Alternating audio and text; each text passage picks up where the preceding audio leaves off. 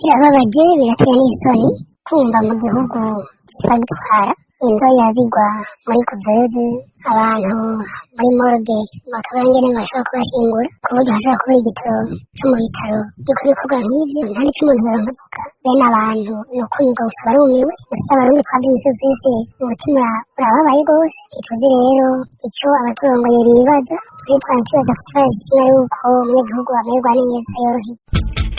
Turi mu kiriyo, turi mu gahinda, turi mu kigandaro kandi ikigandaro gishyizwemwo n'ububegito bwa leta kuko leta yafashe ingendo igahise yo kutwitaho ineza y'abenegihugu niyo nyene itumye ubona duhekugwa ku abana bapfiriye mu bitaro bangana uko ni ukubera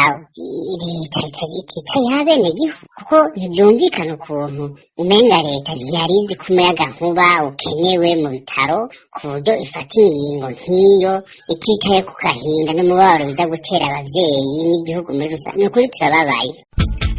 twayakiranye umubabaro nk'abavyeyi. Umuntu aba afise uruhinja muri irya mashine, muri kuveze, muri zirya mashine zibundikira abana, akumva yuko umwana wiwe yapfuye kubera ilitiro imwe y'igitoro yabuze. Ku gihugu novuga ko ari nk'igitutsi,